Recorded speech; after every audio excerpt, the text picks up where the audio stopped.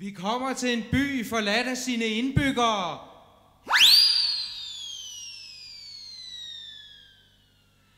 Fri udskænkning til alle galer jeg snart, til nær og fjern fra bastion og bymur. Går med skrål gennem gaderne, slår døre ind og porte på vid gab, i det jeg linder på klinker og kædelås. Fri udskænkning!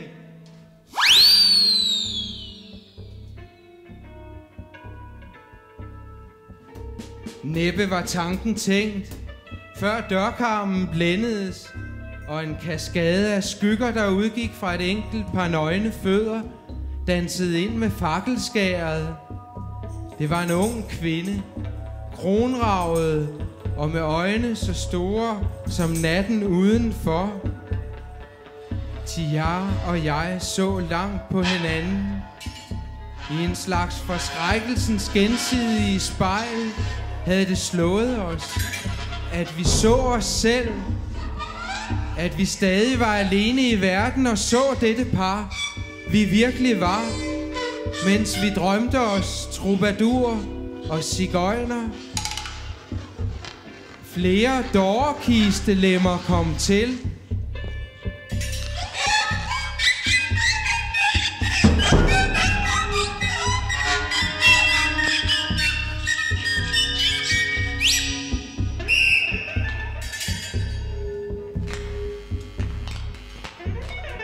De var først forsigtige og trykkede sig sammen i døråbningen. Men de to, som var kommet først, sad indenfor i saligheden og glinsede af spæk og speget pølse, uimodståelige lokkeduer for de andre, og de vågede en for en skridtet over tærsklen. Det var mig selv, der denne gang uden at vide det, havde slået porten til paradiset op under min skråletur gennem gaderne. Derfor blev jeg også deres kerub og skytsengel, og Tiar blev den hellige jomfru og enbårne søn i samme skikkelse. Længe var det ikke muligt for dem at holde tand for tunge og samtidig stoppe maden i halsen, men i begyndelsen talte de i lyde mere end i ord. Siden fik de mæle fra hver deres indre verden og holdt lange enetaler, eller de lyttede på skrømt, som om den enes tale passede til den andens, og deri adskilte de sig ikke væsentligt fra de normale. Inden længe havde vi fulde huse.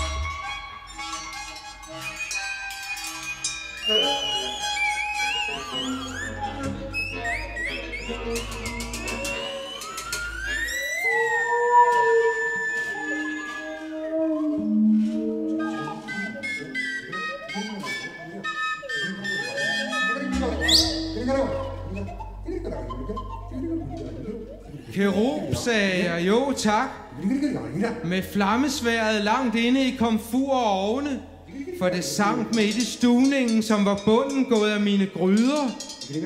Sandelig, de himmelfaldende lever ikke af nadverbrød alene. Snart var et hold gryder tomme, og jeg startede et nyt i stegerset.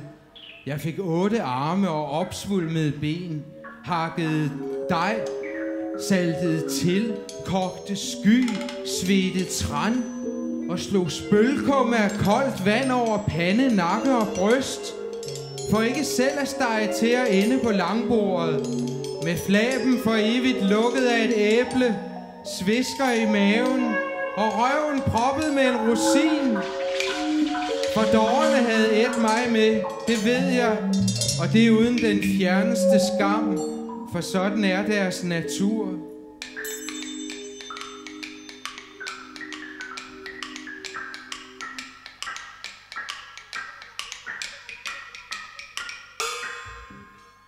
Imens legede Tiar glasdyr med de flygtigste sjæle, gled ud og ind mellem deres skygger, der var kulørte hver og en, som kastet gennem gotiske ruder. Hver fik et dyr, og hver dyr en stemme, og sindet, der er så gennemsigtigt for de fine farver, forstørredes i glasset til en hel person.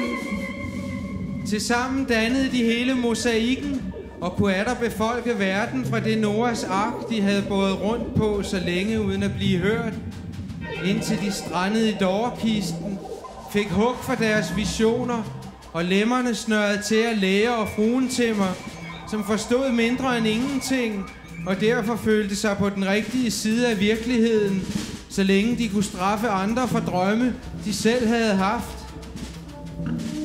Tiar var blevet træt af at se på deres grå særke, som gjorde mænd og kvinder ens, og strøg til torvs flere gange, for at vende tilbage med stabler af klædningsstykker, som hun kastede i grams, så enhver kunne forsyne sig. Hun må have fundet de allerfornemste familiers hofskrædderi, for den nat ville alle være konger og dronninger, og det med hermelinskåbe og silkevarms, gyldentunget fløjl, diadem og perlende smykker.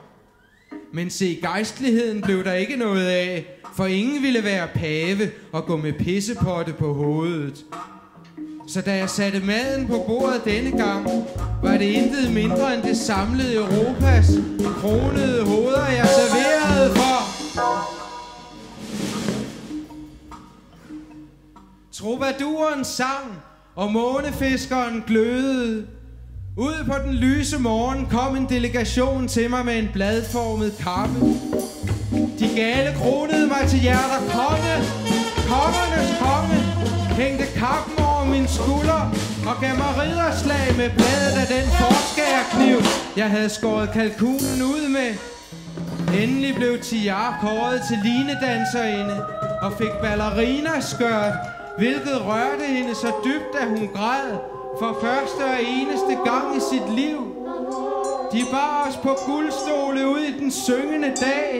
Vi havde kroner af laurbærblade fra stejerset hængende skævt på øret, armene om deres nakker, og så en anden svimlende til.